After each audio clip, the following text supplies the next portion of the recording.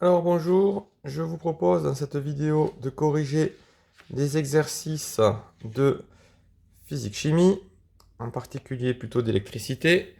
On avait fait plus ou moins les mêmes en classe, avec une correction en vidéo YouTube qui était rappelée ici. Donc théoriquement, il n'y avait pas de grande difficulté à faire ça.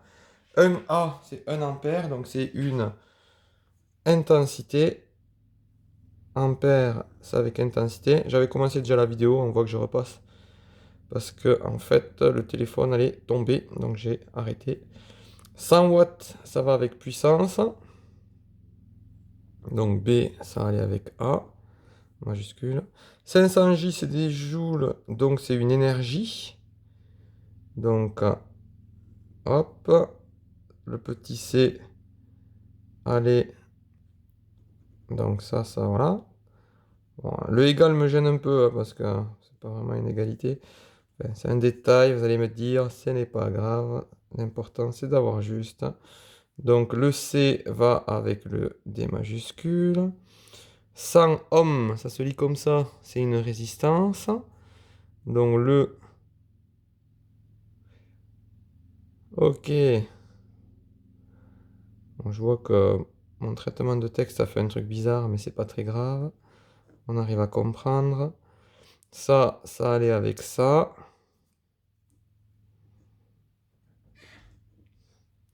S, c'est seconde. Donc c'est un temps. Ouais. Hmm. Je vais continuer, mais je crois que voilà, vous avez tous compris où était mon problème. Quand ça a imprimé, ça a fait un truc bizarre. En fait, je ne l'ai pas imprimé chez moi. Donc, seconde, ça va avec temps. Donc, ici, lui, ça allait avec lui. Ok. Et 230 volts, c'est une tension. Donc, ça allait avec ça. Bon, au niveau des flèches, il n'y avait pas de gros problèmes. Par contre, effectivement, vous l'avez vu, ça là, c'était un peu buggé, n'est-ce pas? Ça fait un truc bizarre. Donc voilà, je répète, ampère, intensité, watt, puissance, joule, énergie, ohm, résistance, S, c'est un temps, et V, c'est une tension. Alors, en fait, et là, vous voyez, j'avais insisté un petit peu sur l'abréviation de l'unité et l'abréviation de la grandeur, R comme résistance.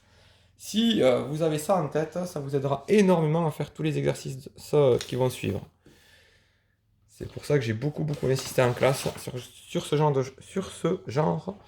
de choses. Alors on y va. Dans la pratique, comment on gère ces exercices-là?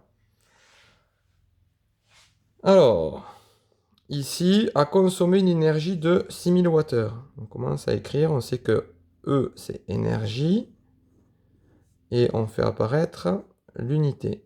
Alors l'énergie, c'est un peu une unité un peu bizarre, parce qu'on peut avoir des watts secondes, qui en fait sont des joules, mais on peut avoir des wattheures, des kilowattheures. Ensuite, 135 minutes, donc c'est un temps. C'est une durée en fait. Euh, Ici, quelle est sa puissance? P égale point d'interrogation.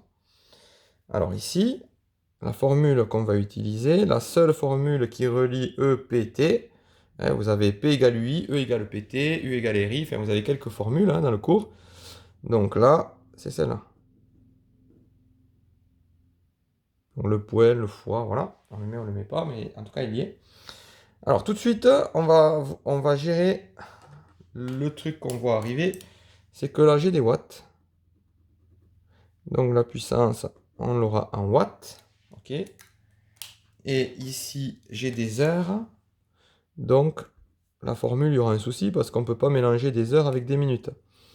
Donc on n'a qu'à essayer de voir combien ça fait d'heures. Alors il y a plein de façons de faire, hein. Je vais vous montrer la façon la plus simple, on va dire. Je vais la mettre ici. 135 minutes, combien ça fait d'heures? Vous savez que 60 minutes, ça fait 1 heure. Et un petit produit en croix. 135 fois 1, alors le fois 1, on n'est pas obligé de l'écrire, hein, divisé par 60. Donc après on tape à la calculette. Et ça vous fait 2,25 heures. Donc ça, c'est une technique, on va dire, de base. Vous auriez pu directement, sans utiliser le produit en croix, vous rendre compte qu'il suffisait de diviser les minutes par 60 pour avoir le nombre d'heures. 60 minutes, 60 divisé par 60, ça fait 1 heure. Donc, dans tous les cas, si vous aviez à faire ça, ici, au niveau rédaction, si j'étais vous, soit j'écris directement vraiment le produit en croix que je vous ai montré juste avant, ou soit éventuellement ici, je marquerai pour montrer au prof comment j'ai fait, divisé par 60. Pour convertir des minutes en heures, on divise par 60. Alors maintenant, là on est bon, puisque je me retrouve avec des heures. Et là aussi. Donc je peux remplacer dans ma formule les lettres par leur valeur, sachant que ces choses-là se font, c'est pas de la magie, hein. Il faut avoir bien compris cette histoire-là. Et E, c'est une énergie, donc c'est des joules. Alors joules, c'est comme des watts-secondes, ou des wattheures, ou des kilowattheures, hein. C'est des multiples, on va dire. Alors on y va. 6000 égale P, donc ça je ne le connais pas. Le fois, du coup, je vais l'écrire maintenant. 2,25. Donc là, j'ai étudié l'énoncé. Qu'est-ce que j'ai, qu'est-ce que je cherche? J'ai géré les unités en fonction de la formule que j'allais utiliser. Je remplace et je me retrouve avec des maths. Maintenant, c'est une équation de base. C'est-à-dire que là, on cherche lui. Donc là, c'est fois. Il est collé, donc il va passer dessous. Hein, c'est des maths, hein. On tape à la calculette. Avant de taper à la calculette, il faut déjà écrire son calcul, hein. Donc 6000 sur 2,25, ce qui nous fait... Donc, moi je vais l'écrire comme ça, 2666. On voulait deux chiffres après la virgule, je le sais parce que c'est écrit là. Donc ça fait 67, puisque après ce 6 là, j'ai encore un 6. Donc voilà, et l'unité c'est des watts, et comme j'ai fait ça proprement, je l'avais déjà noté ici. Alors après, au niveau de la phrase de conclusion, la puissance est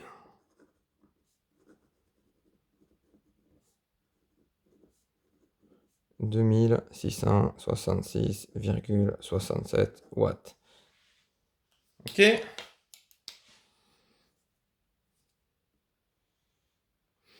Donc dans la classe, il y en a qui maîtrisent bien cette façon de faire.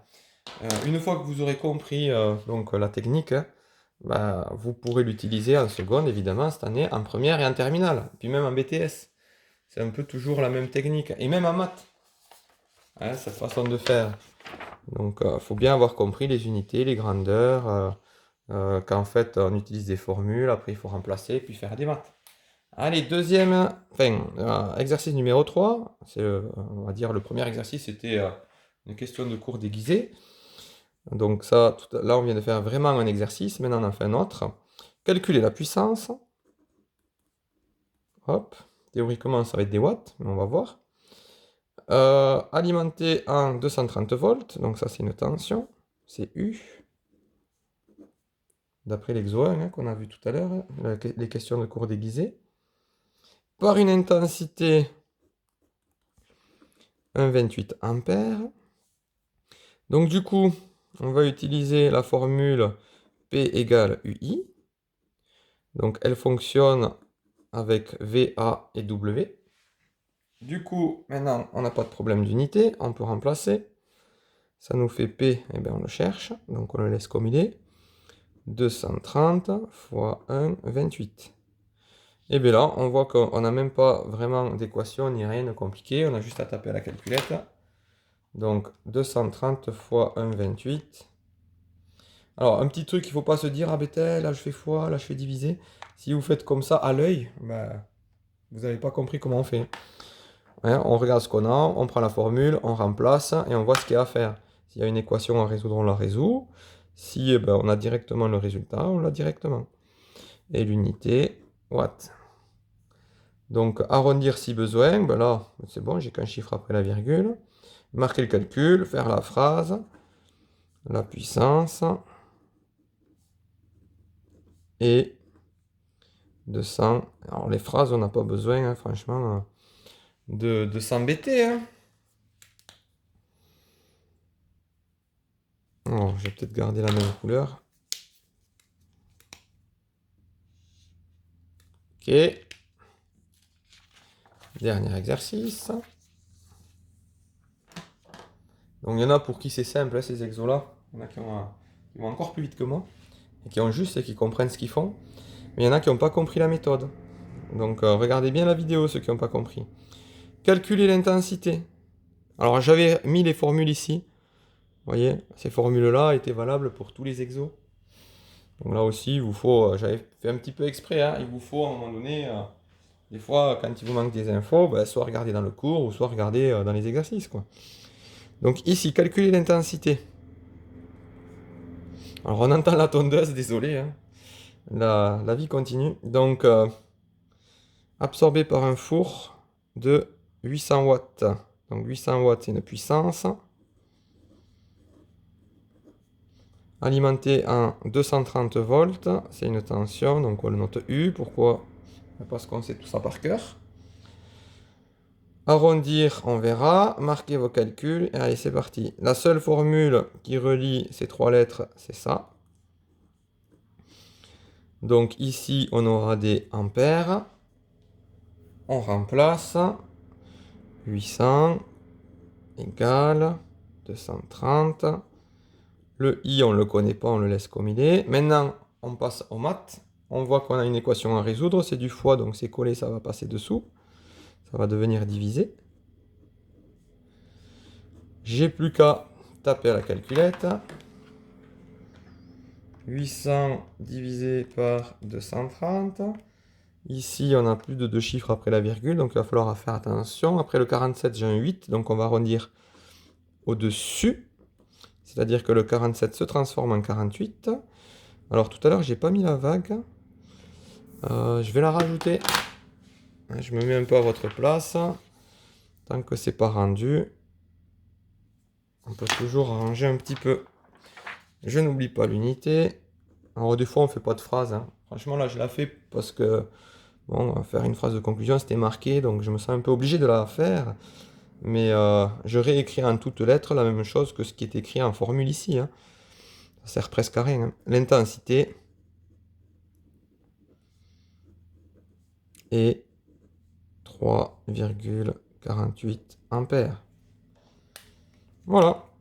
Donc si je récapitule les exos que je vous ai donnés, il y avait 3 exos qui utilisaient la même façon de faire. On regarde ce qu'on a. On voit quelle formule il faut utiliser. On fait attention aux unités. Une fois qu'on a donc écrit la formule, on remplace et on voit ce qu'il y a à faire. Un coup, ben, il y aura peut-être une équation à résoudre. Et puis parfois, il n'y a même rien à faire. Et au passage, attention à quand vous avez des conversions de durée, par exemple, ben, derrière, c'est de la proportionnalité. Donc, soit vous faites un produit en croix, ou soit vous utilisez ben, la logique un petit peu, mais faites attention à le faire juste. Et tout était basé là-dessus. Donc, bon, ok, il y avait un problème ici de présentation, hein, mais si on ne fait pas attention à ça, hein, on voit qu'on peut faire avec les flèches. Alors là, bon, j'ai fait à la main. Certains auront fait à la main, d'autres à la règle. Hein, c'était un peu mieux à la règle d'ailleurs. Mais l'important, c'est de comprendre et de retenir tout ça. Ça, c'est par cœur. Voilà, il n'y a pas de choix. Et le reste, c'est ce qu'on appelle du savoir-faire. C'est-à-dire qu'il faut comprendre la méthode et puis après savoir l'appliquer. Bon, j'espère que ça aura aidé ceux qui n'ont pas compris comment ça marche. Hein, parce que ça, j'en ai besoin. Et encore cette année, mais aussi en première et terminale en sciences et en maths. À bientôt, au revoir.